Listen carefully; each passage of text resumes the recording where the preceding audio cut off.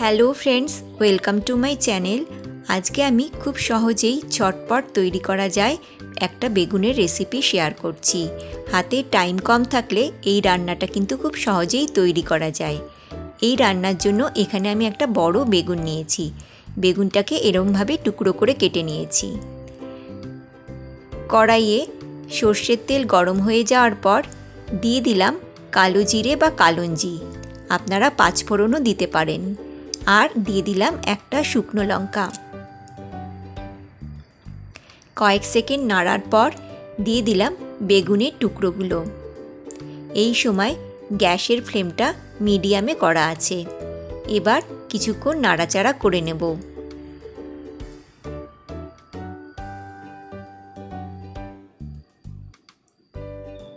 দু তিন মিনিট মতন হয়ে গেছে।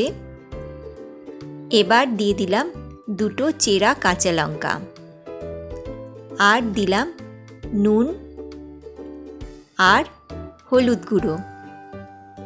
এবার খুব ভালোভাবে মিশিয়ে নেব। খুব ভালোভাবে মেশানোর পর 2 মিনিট মতন হয়ে গেছে। এবার কড়াইটা মিডিয়াম টু লোতে করে দিয়ে কিছুক্ষণের জন্য ঢেকে রাখছি।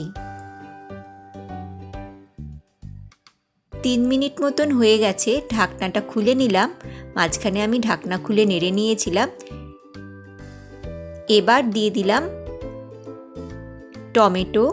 এখানে আমি দুটো বড় সাইজের টমেটো নিয়েছি।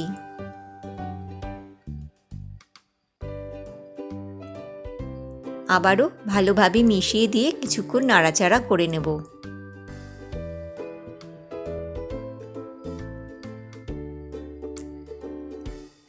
দু তিন মিনিট মতন হয়ে গেছে।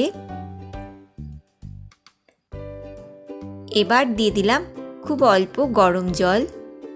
এই রান্নাটা যেহেতু মাখা মাখা হবে, সেই জন্য জলটা অল্প দিলাম।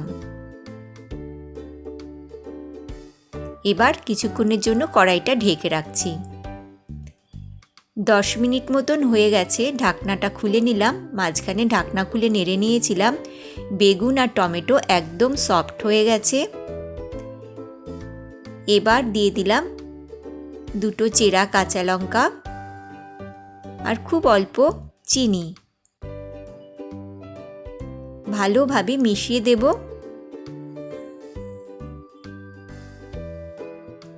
দিয়ে দিলাম ধনেপাতা কুচি।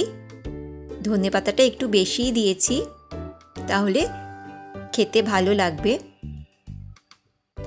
আবারও ভালোভাবে মিশিয়ে দেব।